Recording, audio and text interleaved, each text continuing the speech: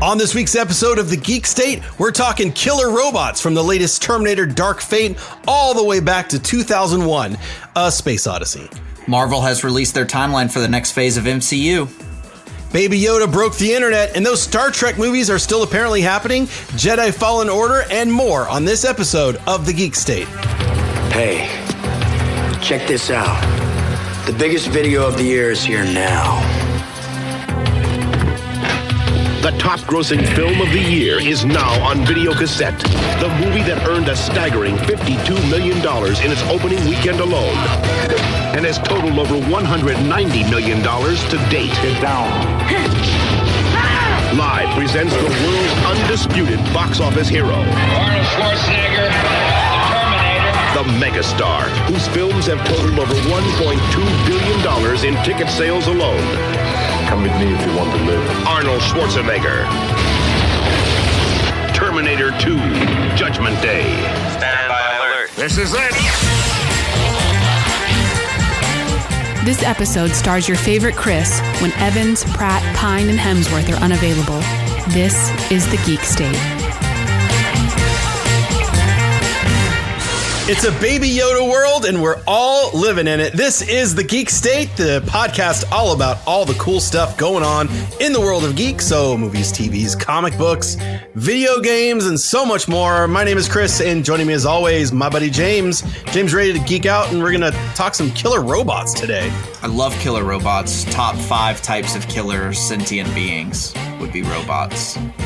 In that top 5, you also have what, like possessed dolls, tigers.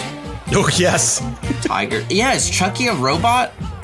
I was wondering in the new one he is, I would say. Yeah, I do think so, but I think the spirit of the idea, he's not a. It's a doll. Yeah, it's a doll. I feel like right because in the original, he's a my buddy. Right. Yeah, which was definitely a doll, not a robot. Doesn't count. It doesn't but count. If it was based on Teddy Ruxpin, it might have been a robot. Ooh. Like Five Nights at Freddy's would be robots because they're like animatronic, which would be like what Teddy Ruxpin is. Yeah, I'm looking forward. We're going to talk Terminator, and we're going to talk killer robots in movies and TV and stuff a little later on in the show. But man, the entire internet is unavoidable. I was totally committed as just a social media user and also someone who's running our podcast, social media stuff to not openly spoil on Twitter the Baby Yoda thing. But once StarWars.com started posting the pictures themselves, I feel like, well, screw you, the United Kingdom. You can't legally watch The Mandalorian yet, but Star Wars is gonna go ahead and spoil it. So I feel like what do you call it? The embargo spoilers for that is open. The statute of limitations, if you will. I'm shocked that did not get leaked prior to this show coming out. Well, they talked about that. I was listening to an interview with Jon Favreau, and he said that they don't even have any toys coming out this holiday for it because they didn't want anything out about it. Like, it was literally only people on set that knew that was a thing. I'm surprised that the House of Mouse was willing to give up on a crap ton of money. Yeah, exactly. I'm really surprised that people are just assuming that it's Baby Yoda and not Baby Yaddle. Right. There's we can't tell if those are boy parts or girl parts on that, absolutely. On that little Yoda or that little being. He's wrapped in it's wrapped in a robe. I mean, we saw Yaddle for just a few seconds on screen, and then who knows where she went. And it really threw a crux in this whole like Yoda species, what is he thing. It was a big deal when you saw that other character in episode 1, and now we're just all assuming that character doesn't even exist, and it couldn't possibly be a Baby Yaddle. It's really I have to. Me too. And in today's day and age, we're just assuming it's a boy Yoda. Come on. We have to assume. I had I've had numerous friends and a couple on social media chime in asking like this. It's not actually Yoda, right? And I was like, I got to be honest. Like, I think I would be very upset if it turns out to be some sort of like legitimate clone of Yoda or Yaddle. Yeah. Well, I mean, it could be, though, with that guy with the Geonosis patch and all that, you know? Yeah, I think maybe at the maximum amount that I'm willing to accept is that the people responsible for this creature, if it is some sort of genetic experiment, that they had some bits of Yoda or Yaddle, and then they created this baby, but it's not really Yoda. It's just Yoda or Yaddle are the origin of its creation at the most. I'm hoping that it's just that this is a child of the Yoda species, whatever they call it, because it doesn't exist yet. And it's so rare because it's so powerful naturally in the Force that the cloning people, because he's got the Kaminoan patch, they want it for cloning purposes. Is that a Kaminoan patch, or is that just like a patch that we saw there? Because it could be like that just means doctor. No, in Attack of the Clones, all of the clones themselves, and I can't remember if like Lama Su and all the others have that logo on them. Oh, but I see. All the clones in their like jumpsuits and stuff have that symbol on their shoulder. Oh, okay. So never mind. I think that's pretty. You can't really argue, I think, at this point of where it is. The photo that was released by Topps Authentics is very clear that that's exactly what it is. But there's a lot more stuff going on in the world of Geek, and we're going to talk about it. I do want to quickly say thank you to the folks over at Techno Retro Dads. They have a fantastic podcast. If you're into like a lot of nostalgia stuff, a lot of toys and stuff from the olden days, and it's like 70s and 80s movies and TV shows, and you like to geek out about that and revisit, that's the podcast. And I got to join in last week because, again, The Mandalorian was unavoidable. Everybody's talking about it. So I was thrilled to be able to be a part of their show. So go check out their Life Day episode. And so, James, we didn't exchange Life Day gifts this year, but happy Life Day. Happy Life Day to you. I thought we were going to do Secret Life Day Santa this year. Yeah, well, of people. I had got you a glass globe and it broke. So, and I was going to hand deliver it in a long red weird robe, and then sing a song. Well, now we don't get that. And that we hurts. don't get that. But what we do get is the news.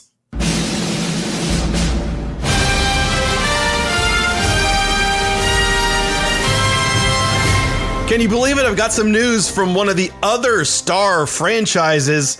Not talking about Stargate, not talking about Star Search, and we're not going to talk about Star Wars. We're going to talk about some Star Trek. So Star Trek has it's been rocking and rolling on the CBS All Access with Star Trek Discovery, and then we've got Picard coming up. And I think a lot of people have kind of forgotten about the whole. They have 3 feature films that J.J. Abrams kicked off, and a 4th one's kind of been limbo. It's been will it happen? Will it not happen? Well, it, according to Deadline, is reporting that it has found its next writer and director for the next feature film, which will star Chris Pine and Zachary Quinto and the rest of the gang that is still alive. Deadline's reporting that Noah Hawley, who recently did FX's Legion, which is fantastic, and Fargo, which is on my list. I need to see that. And like I said, this news comes about a year after Paramount was reportedly shelving the sequel, which was expected to bring Chris Hemsworth, Thor. He was going to come back and be Kirk's father. Variety is saying that storyline is over, so starting fresh. And then what's weird is I was reading this Variety report, James, and Deadline. And Deadline says that this movie won't interfere with whatever Quentin Tarantino has cooking for the franchise. So weird that he's wanting to do this, but he's always said it. He said that that's the last movie that he wants to do is a Star Trek movie. So yeah, that he wants to make 10 movies. And I guess that only works if you count Kill Bill as one movie. Yeah, that's true. But I think I see it as one movie. It just was split up into 2 parts just for the sake of. Yeah, it's like the Harry Potter films, They just had to split that last one up. Exactly. It was just required. To make more money. Exactly. So Quentin's going to do something. There was a little bit of, it's weird trying to squeeze in some Star Trek news during a time that Star Wars is having such a great past couple of weeks. But I actually enjoy did we see the first Star Trek together, or did we see the Into Darkness? I don't remember which one it was, to be completely honest with you. I want to say it was Into Darkness. That's what I'm thinking as well. I'm not positive. We definitely saw one of them together, though. That's true. We've not seen a Star Wars movie together. I haven't seen the newest one, the third one. No, not Discovery. What is the third one called? Star Trek Beyond. Beyond. I have not seen that one. It's not bad. The first time I watched Pegg it, one, right? That he directed. No, I think somebody from Fast and the Furious did. Oh, really? I thought Simon Pegg directed one. I don't. You might be, but that's not your fault. Oh well. Let's see here. Star Trek. Let's do some live show research here. Beyond.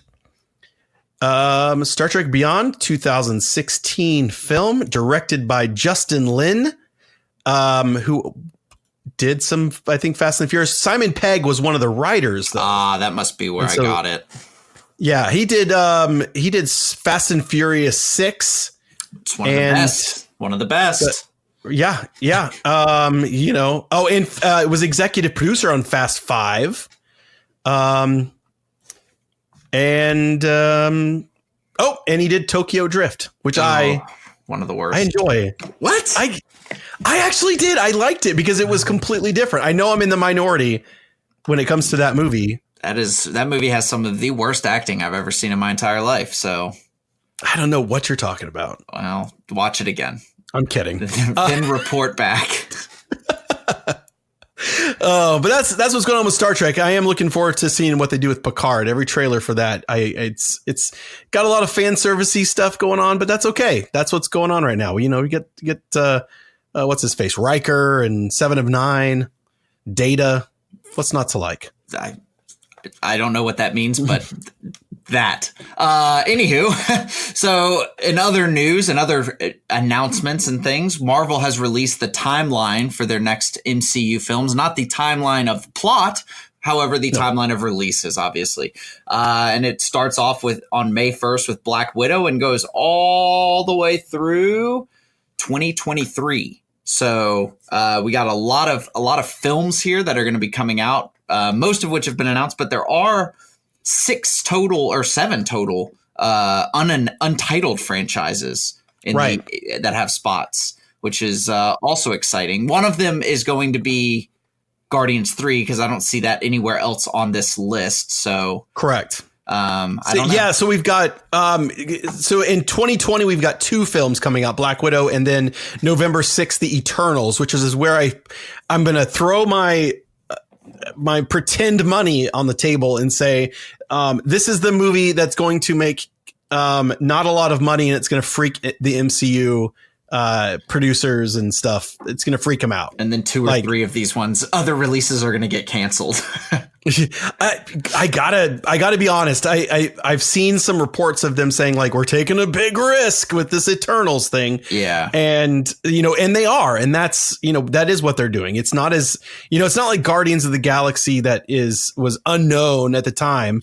I think once you had the premise for Guardians of the Galaxy, it was like, okay, I'm behind it. Try to explain the Eternals in 15 seconds. Yeah. It's much more difficult. It's much more bigger, and it is a risk. And I think that's okay. They've earned enough money to have some risks. But then in 2021, we get 3 films. We get Shang-Chi and the Legend of the Ten Rings. We've got May 7th, 2021, Doctor Strange and the Multiverse of Madness. And in November 5th, 2021, Thor, Love and Thunder, which is being directed again by Taika Waititi. Yes, I'm of all of the films coming out, Black Widow, I think is going to be great. And we're due for a trailer for that one anytime now. I'm thinking right after Thanksgiving, we get a first teaser for that thing.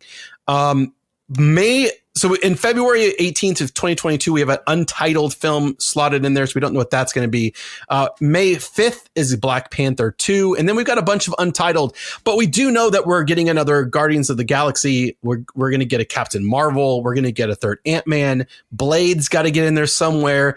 And now that Disney and Fox have, are one house now, I wouldn't be surprised if 2023 is the year we get our X-Men reboot.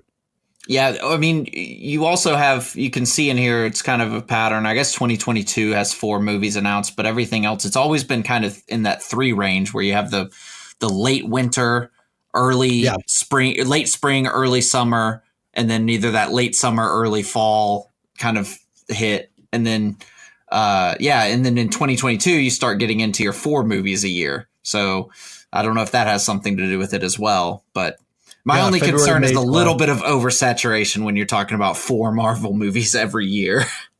I know, and it's funny that that 3 movies doesn't seem like a lot, but for whatever reason, they haven't, and they're able to market them and make money, like a ton of money. And then when it came to Star Wars, when you had a movie that came out 6 months after, another Star Wars movie that made over $1 billion in the box office, it only made like, 200 million domestic. Yeah, and that was because of the internet and how the internet stinks, and it's full of scum and villainy. Also, they just, we're talking about Solo, obviously, but they didn't put out a trailer for that, like maybe 3 months before the movie even came out, and like no one even was aware of it. Yeah, it was kind of odd. The geeks did, like we knew, right? Because we follow that stuff, but like I still have people asking me in my office, like, I heard there's another Star Wars movie. I'm like, yeah, like in a couple of months, 1 month, like 1 month from yesterday. Yeah. It's like right on the horizon. It's very soon. Very exciting stuff going on. Very much so. But I'm looking forward to it. I'm looking forward to seeing like what, what's going to be the, some of the first stuff from Fox. I mean, we know Blade is going to enter into that first because that's already been announced. Now, this, of course, is just the releases of what's coming in the theaters. Disney Plus has a whole slew of stuff that's coming up that will be entering their online streaming service. We know that Falcon and the Winter Soldier is currently filming, so that will be the first. And then there's been some recent news on WandaVision and how that will work. So still no real information or, beyond concept art. And rumor has it that I think Robert Downey is supposed to come back for one of the What If shows. Oh, I think I read that somewhere. I might be making that up, though. That might be my James Kelly taking a little dream break. But that could work fine because the What Ifs are animated. Oh, are they? Well, yeah. There you go. So there you go. It's not a big voice. Boo. But the What If, though, there's the first one that we've seen anything from is the What If Agent Carter was the one that received the super soldier serum, and it's sort of like her as Captain America. That's exciting. Yeah, I'm looking forward to it. Make up your visuals counting. This is a feature presentation. And now, on with the show. All right, friends, Terminator Dark Fate is a movie that exists, and I know a lot of you didn't know that because not very many people went and saw that movie, grossing a total of $57 million so far domestically. It actually came in behind its predecessor, which made twice that globally in the same amount of time. And Chris, I have a question for you. I didn't see this movie, but what gives? Is it bad? Is it good? What's going on here? It's a fantastic segue, James. Appreciate that. So Dark Fate came out a couple weeks back, and it did not do well. This was on our list of things we were looking forward to, which is funny because Joker is still on my list. I haven't seen it. You have. I've seen Terminator Dark Fate. You have not. But so I have some thoughts and kind of a quick spoiler-free review. And so feel free to chime in if you feel you have a question about some of this. But the first thing that came to mind walking out of that theater, beyond the fact that was a fun action movie and stuff, was, man, okay, in a world where Terminator 2 Judgment Day, which came out in 1991, if we had not gotten Terminator 3, Terminator Salvation, Terminator Genesis, and if Terminator Dark Fate was the first re-entry into the Terminator franchise, even if Sarah Connor Chronicles came out on TV, that would have been fine.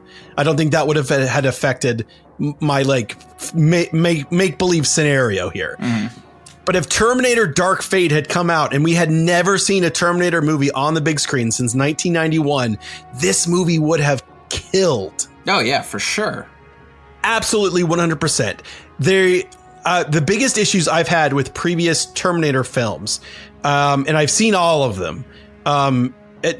Before we go forward, James, which of the 6? I know you have not seen Dark Fate. I've not seen Dark Fate. I've definitely seen the first one. I'm pretty sure I've seen Terminator 2. I have not seen any of the other ones, though. Okay. But I kind of know what goes on in each one from what I believe. So you've got the Batman one. Yep. You've got the really bad one. The Targaryen one.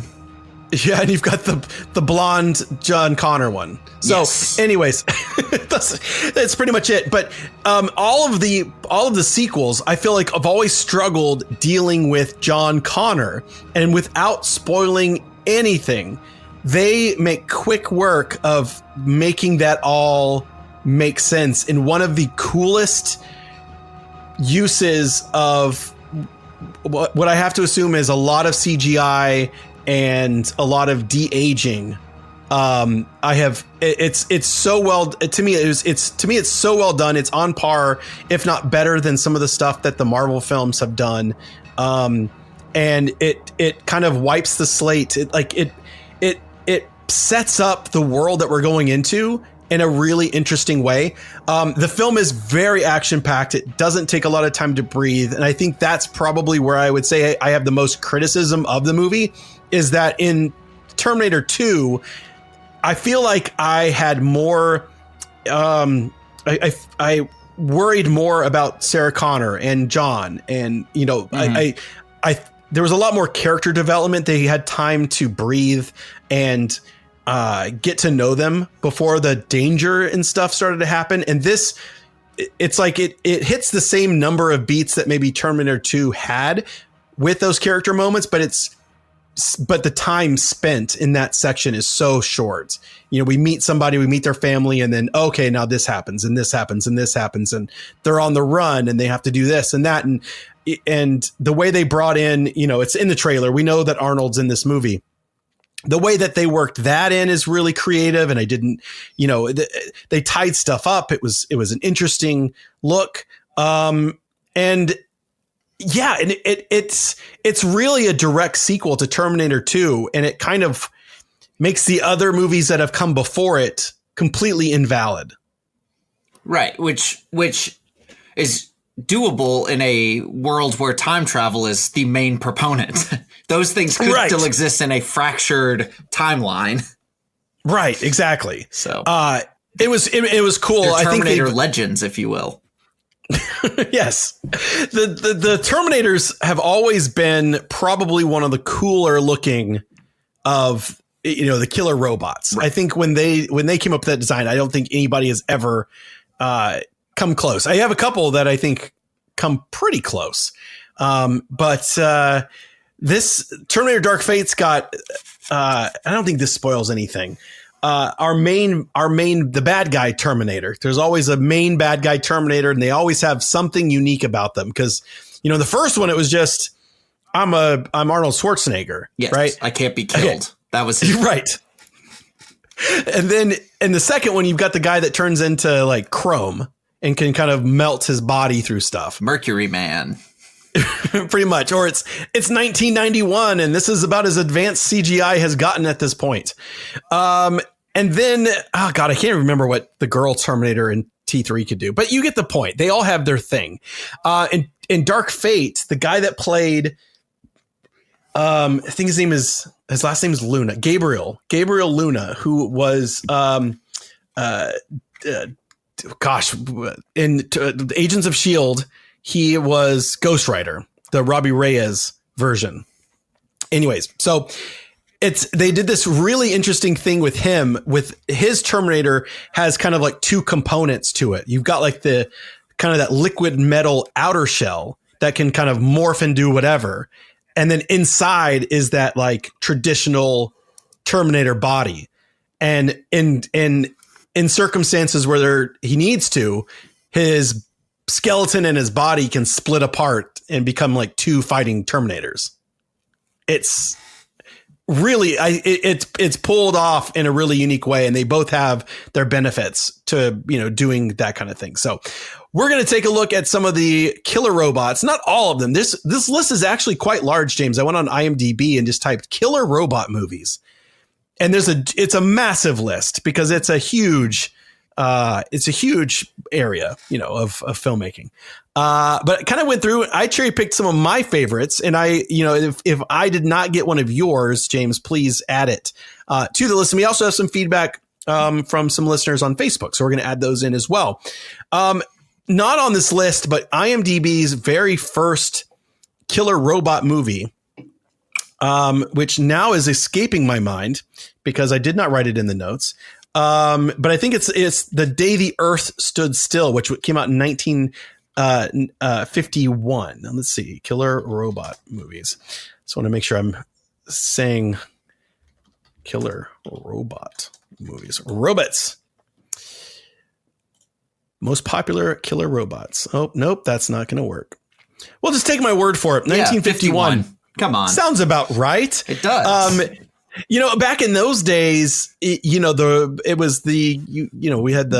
the guys in suits. It's, I'm wearing a bunch of tinfoil and walk really slow and ominous, and I'm gonna kill you. Yeah, man. Yeah, just it's like, I don't know. I've seen clips of that movie because I was looking at it when the Keanu Reeves version came out a few years ago. They remade it. I forgot about that. Yeah. Which I didn't see that either, but me neither. Yeah, the 1951 one seems like it would be pretty tough to go back to if memory serves. I don't know. Yeah, I don't know if they would have the same impact on me as they would have someone in 1951. Oh, absolutely. Well, because you put your mind in the. And I also think that when you look at these films and when they came out, they kind of are representative of what were some of the things that scared people at the time, and I think that can be said about all, scary movie, horror movie type stuff as well.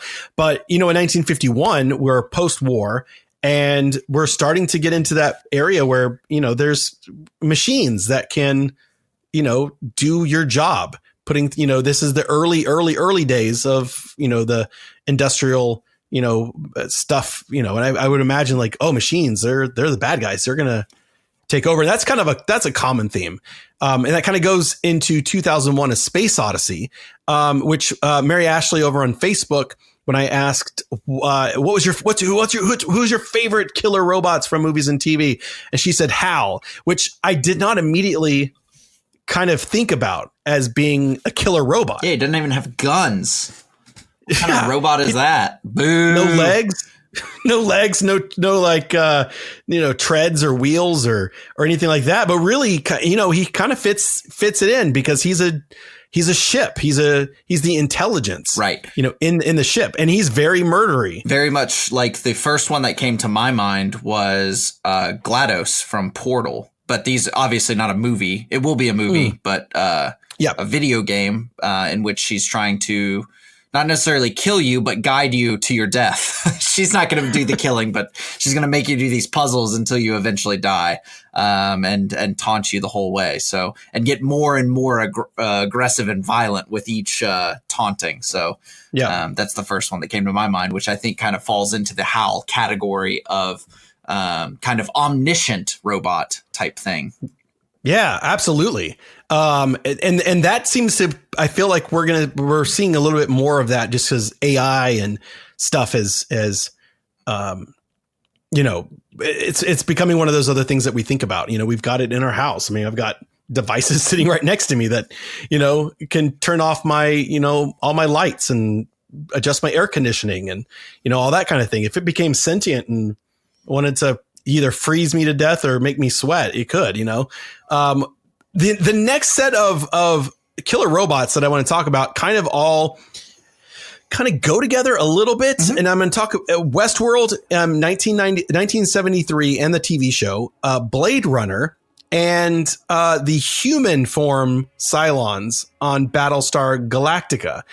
These, in the West world from 1973, they were definitely more robot-like. But in Westworld, the TV show, the most current one, the robots are kind of nearly indistinguishable from, a human. Right. They bleed. They have all the parts. They're exactly like a human, just programmed. And I really dig this at first, with Battlestar Galactica. And I'm not sure, James, if you've even seen Battlestar, the reboot. I have not. Oh, totally worth it. I think every time I bring it up, I keep adding it to your list. It's incredibly worth it. But every time you do it, keeps moving to the bottom. It just moves it back to the bottom.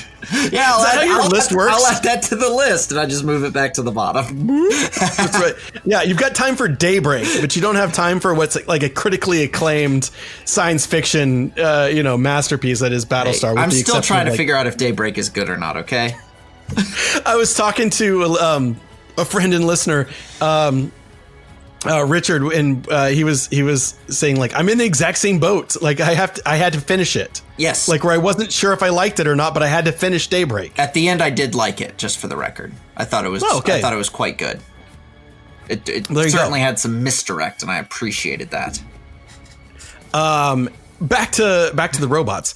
The Cylons. So Battlestar, when it came out, the reboot, and there was a mini series, I believe, in 2003. My very first gut reaction with these human form Cylons was, this is such a cop out, because you don't have to do any effect work. It's just, it's an actor, it's a cheap, easy way out. But Ronald D. Moore and the gang over there figured out some really interesting ways of using that maybe budget, as a budget restraint. And then they also had the really awesome Cylon Centurions, which are the robots, the more traditional mechanical robots, which were still kind of alive in a lot of ways, especially, some of the Cylon ships, the Cylon Raiders, when you, instead of exploding, when they got shot by bullets, they bled. It's really interesting. They did explode as well, but initially when the bullets hit them, there's blood splatter everywhere, and it's like a first time you see it, you're like, wait, what? Battlestar Galactica. I'm rating. If I had to rate some of these, like the Cylon Centurions rate right underneath the Terminator robots. Wow, high praise for the Cylon Centurions. Here's the deal, though, about the Cylon Centurions. And I'm not talking about the 1970s version, because those guys were not confirmed to be robots exactly, because they may have been like lizard people or something. We don't really know. In like a suit? Yeah, they don't. They're definitely robotic in their way they look and sound, but there's some conflicting stuff that I'm not sure if they are actually robots underneath there. But they're definitely robots in all sense and purposes in the reboot. No. And the Terminators, James, they have to have guns, right? The Cylons don't need guns because the guns are built into their arms. Interesting. So that was going to be my question is so I'm looking through this list, and though we haven't gotten through all of it, they kind of fall into two categories. You have the ones that are built for killing, and then ones that are built and then decide that it is in their best interest as robots to kill. So I think I was gonna add and Blade Runner a little bit, and iRobot, which we'll get to in a moment. But I was gonna ask, are Cylons, were they built to destroy or were they built to help and then started off in their little guy? Yeah, but it sounds like if you have guns built in, you are built to kill. So to quote the opening of the Battlestar Galactica opening, Cylons were created by man. They revolted, and they evolved. So little column A, column B here. It sounds a little both. Yeah, the original Cylons were built to be helpers, and then when they became sentient enough to realize that they were basically slaves, there was a war. And then there was the Cylons versus humans. There was an armistice that was signed. The Cylons went away for a long period of time, like nearly a generation. And then all of a sudden, for whatever reason, came back and pretty much annihilated all of humankind. Interesting. So there you go. Maybe I'll just have to watch this show. Maybe I'll have to move it up a couple notches and I would. I'm gonna have to James. move it in front of my rewatch and catch up of Clone Wars, though. Oh, I don't know if you have to do that. Okay. See, that's how I gauge things. I just have to compare them to Clone Wars and see where you make them land. But you've already watched the Clone Wars. This is a rewatch. So, not really a rewatch. They've been on before, but I've not really ever really watched all of them. And I'm really trying to search the internet and find like a good list of like the arcs that I need to see and what episodes are contained in that. It's been a whole thing, but all I keep coming up with is chronological order, which I don't really care that much for that. It's been a thing, Chris. And I've just decided I'm going to go episode 101 all the way through whatever the end is. So it's the way we had to watch it. And then I got to do Rebels. And then I feel like at that point, I've got to check out Resistance, even though it's been meh review wise. So there's some moments. It has its good moments when it decides not to be silly. And last week's episode is really the last two episodes of Resistance. I've felt like the tide turning a little bit. It got a little serious. I like it when Dave Filoni's animation stuff gets to dive into the nature of the Force a little bit. So I think it's some good supplementary watching. It doesn't take much brain power to digest Resistance, but I think it's worth it. Chris, Killer Robots. Killer Robots. Now, this next one, you're going to have to explain to me because I believe I've seen this movie, but I don't remember Killer Robots being involved, and that is Short Circuit. Right. So 1986, we see Short Circuit, which is a comedy, come out. Now, a love story in which a robot and a young lady fall in love, if I'm not mistaken. There is some mutual admiration. I would agree. Johnny 5. Yes. He's alive. So Johnny 5 is a robot that was created originally for war. And there's a whole sequence at the beginning of the film where we're introduced to all of the different new tools and robots and weapons that they're developing.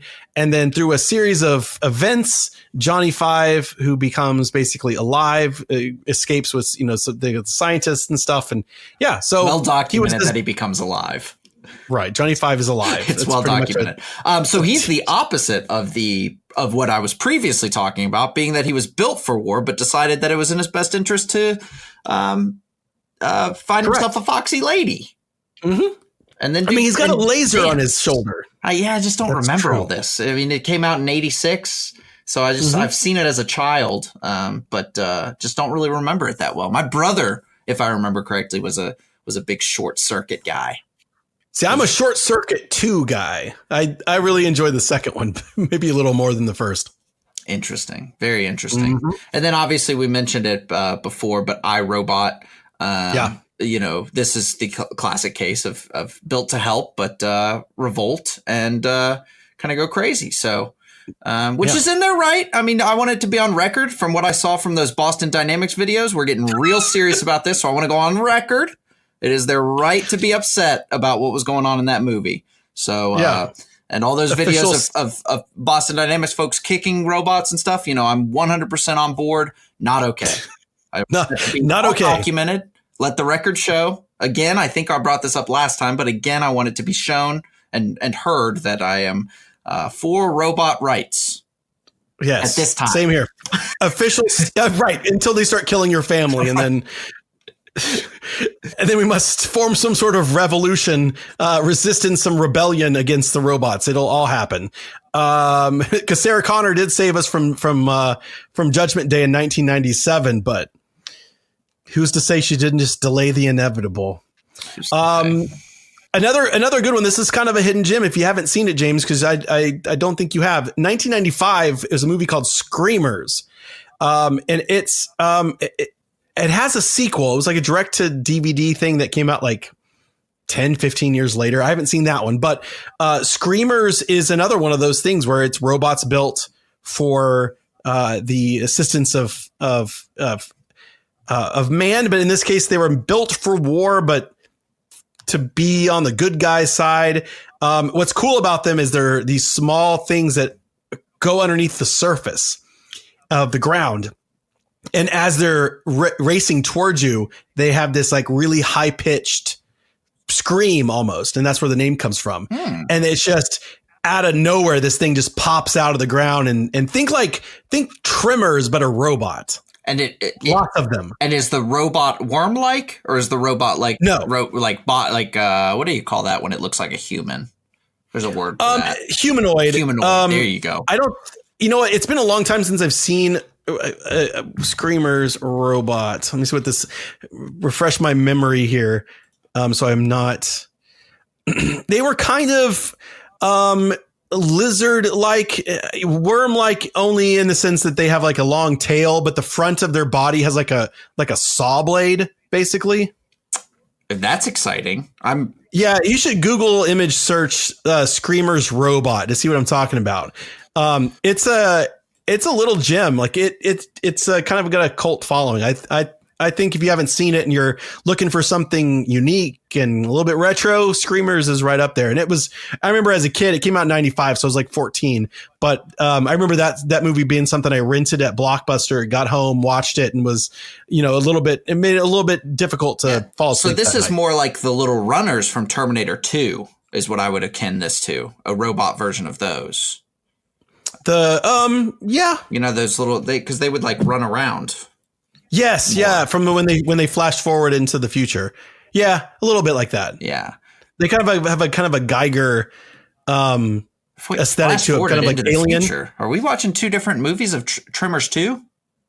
Oh, Tremors 2. I'm sorry. Yeah. No, I thought you said Terminator 2. Oh, I might have. Tremors 2. No, Tremors 2. They had little runners. Never seen it. Little runners with two legs, little bipods. Versions.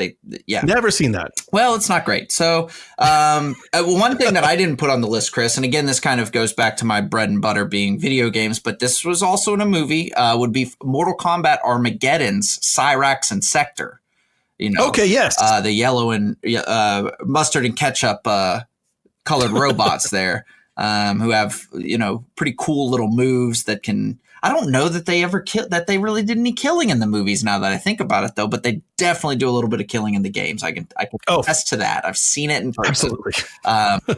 But they had to be on the list for me as top killer robots. Ever since Mortal Kombat 3, I've been a fan of theirs. I want that to be on the record just in case they become real. Rich from Facebook, also a listener. What's up, Rich? He wanted to put on the list the X-Men Sentinels, but more specifically Master Mold, which was in the X-Men animated series, is where most people know him. And this is I had to refresh my memory on this one, but Master Mold's the like Master Sentinel that makes other Sentinels. Right, the original, basically. The OG, the Daddy He's the Sentinel. Master Mold. Daddy Sentinel. And then go ahead. I have one last one to throw in, James, before we wrap this one up. Was not on my list, was not on my radar, but totally fits this category. Matt chimed in on the Facebook post and said the Fembots from Austin Powers. Top tier response. I did not think of that, and they should be on the list. Absolutely. They're right there with the Cylons. They don't need guns. They're built in. No, yeah, absolutely. They're built in and bolted on, baby. Mm-hmm. Sorry. On that note, we would love to hear if there is a killer robot that we left off our list and we didn't discuss, because there's a ton of them. So we want to know what your favorites are. Reach out to us on Twitter. Hit us up on Instagram, Facebook. Just search the Geek State, and I think I said Geek Steak, which might mean I'm hungry. The Geek State. Just find us on social media and talk with us. Let's look around the region and take our pick of the week. Shut up and take my money. All right, James, it's time for our pick of the week, which is where we like to recommend something maybe we've done or seen or interacted with or played a game or something. It's kind of our stamp of approval, and normally it's customary for me to say that, James, you get to go first. That is customary, and I appreciate that, because you originally had what I was going to put on your pick of the week, and I was going to be very offended, as you would know that this would have been my pick of the week. But my pick of the week would be Star Wars Jedi Fallen Order, the new game that recently came out from the developers of Titanfall 2 and Apex Legends. They're having quite a couple years putting out quality content, Respawn Entertainment. It is a great game. If I had to describe this game by using other games, I would say it is Super Metroid in the Star Wars universe with lightsabers, and with the exploration of Uncharted and the combat of a Dark Souls light. I would say it's not as hard as Dark Souls, but it's definitely kind of got that parry, dodge thing, which is really interesting because it's the first game that I can think of that has ever come out where the lightsaber itself feels like it has weight. You're swinging an object and it's not just an extension of your arm. So I really appreciate that. It feels like when something blocks your lightsaber, you feel it. It doesn't just immediately slice through it. It's just a really interesting take on combat with a lightsaber. And I have really enjoyed this game. I have not played as much of it as I would like to. In fact, once we wrap this up, I'm planning on launching it again because they came out the same day as Pokemon. And then obviously I'm a football fan, so Saturdays and Sundays in fall are football. I can play Pokemon while I watch football. I unfortunately cannot play this game while I do that. So Pokemon kind of took over the weekend, but we are shifting gears. We're dropping it back into third, and we're going to floor it, baby, into Jedi Fallen Order. Same. And James, I got to admit, you scared me because you started playing the game and you sent me a text saying it was really hard. And other people on Twitter saying it was difficult as well. I was really looking forward to playing this game in like the easiest mode because that's how I did Force Unleashed. And I got really nervous to drop that $60. And when I was like, I really want to watch the story. Like, do I do it? I ended up buying it. I absolutely love it. Story mode has made it. I know I haven't got to anything super hard. I'm just on Zepho, so I'm at the beginning. Yes. But I am, like you said, with the lightsaber and combat and the when you're blocking and ricocheting the lightsabers and the blaster bolts back to the stormtroopers. The combat's very satisfying. Yes. And the story and the world it's gorgeous. It's another Star Wars movie. Yes, and I will say I would streamline the story. I would do the first planet that you go to and the second planet that you go to. Obviously, go to Mortal 1. I don't think that's a spoiler. No. The second planet that you go to, and then I would say go back to the first planet and re-explore that planet with your new skills because there's blocked. Yes, and there are things that happen, things you find, abilities you gain, and or any of those things could be what I'm talking about for multiple instances where it has happened and I've gone, holy crap, I was not expecting that. It's very cool. So I highly recommend this game. I think it's a lot of fun, and I like it because it rewards people for exploring. And I'm one of those people that, like, if you put a corner into a game, I'm going to walk to that corner. If you give me a map and there's grayed out areas on the map, I will be going to those areas. Yeah, it's definitely got what Force Unleashed didn't have. Yes. Force Unleashed had a great story. This has a great story, but that was a very linear. You can only go this direction. This feels like it is what they sold us. It's become a Jedi. There are moments when you fight and you're learning those new abilities and you really start to master them that you're really satisfied with yourself. My only complaint about the game, and I wonder if it's a design choice so that you have more agency over the character, is that the most boring character in the game is the main character, in my opinion, up to this point. I'm not a huge fan of the character, but I think that might be a little bit because they want you to have more agency over it. And though you can't change what happens in the plot, I think that I don't think that the main character that you play is really the main player in the plot. And I haven't gotten, you're that guy. Everything else is going to happen no matter who that guy is, I think is the way that it's going. But I haven't hit any plot points that that I've been hit with a character and I'm like, oh, wow, this is now the character. But I'm just saying, like, I feel like the few characters that I've met have all been more flushed out than the character that I am. And I think that is on purpose. I agree. I would agree with you on that one. So mine is a really brief one. I stumbled across an Instagram account called @hasnotalent. which is a weird Instagram account to recommend. But this is a guy who does some cool custom action figures. It looks like he's designing on in 3D, printing 3D, and then molding and painting. And the reason why I'm pointing it out is because there is no quality Baby Yoda merchandise out there. And I come to find this guy has 3D printed not only Baby Yoda, but also Baby Yoda's cool little floating pod. Also a blurg that his little Mandalorian that he also made can ride on. And it's freaking cool. I don't think you can purchase them directly. I think you could reach out and commission some of this stuff, but it's done in this very Kenner vintage style. It's worth checking out and giving some support. And the account is once again at Has No Talent on Instagram. So while you're on Instagram, go ahead and search us out. We're at the Geek State Podcast. You can also find us on Twitter and on Facebook. We'd love to see you there interacting with us and being a part of the Geek State and the conversation. So for all of us here at the Geek State, stay excellent to each other, and we'll see you next time. All right. Let's party. Take it easy. You're okay now. Am not human, but am a life form. Have soul. That ye me kill to try. Wait a minute, J5. What do you think you're gonna do? Pursue, capture, incarcerate. Come on now, man. These are serious guys. You're not in top form, and your backup battery's used up. I'm okay. Hey, just a few bitty Bugs Bunny to work out in. Perfectly functionality. Yeah, sure. Listen to yourself. You can't even talk straight.